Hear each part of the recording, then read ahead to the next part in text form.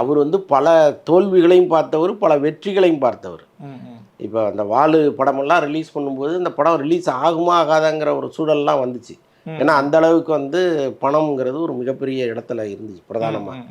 So அந்த எட்ஜையும் பார்த்தவர் டப்புன்னு தூக்கி கொடுத்துட மாட்டார் பையன்கிட்ட. இந்தா நீ எடுத்துக்கோ, நீ பண்ணு அப்படின்லாம் சொல்ல மாட்டாங்க.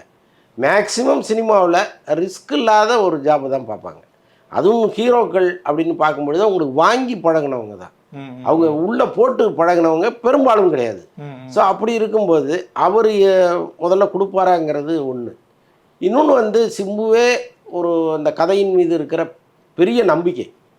இப்போ அந்த கதை வந்து இண்டஸ்ட்ரியில் பேசப்படுறது என்னென்னா, அது நினச்ச மாதிரி வந்துருச்சுன்னா அது ஒரு பாகுபலின்னு சொல்கிறாங்க. அதாவது ரஜினி அந்த கதையை கேட்டு ரொம்ப வியந்தார், நம்ம பண்ணணும்னு நினச்சாரு. ஆனால் ஒரு படம் மட்டுமே ஹிட்டு கொடுத்த ஒரு இயக்குனரால் ஒரு 150 கோடி பட்ஜெட்டை எப்படி ஹேண்டில் பண்ண முடியும் அப்படிங்கிற பயம்தான் அவருக்கு இருந்துச்சு. அப்போ அதுக்காக டைரக்டரை வெளியில் அனுப்பிச்சிட்டு கதையை மட்டும் கொடுங்கங்கிறது அநியாயம், அநாகரிகம். அதை வந்து ரஜினி செய்ய மாட்டார்.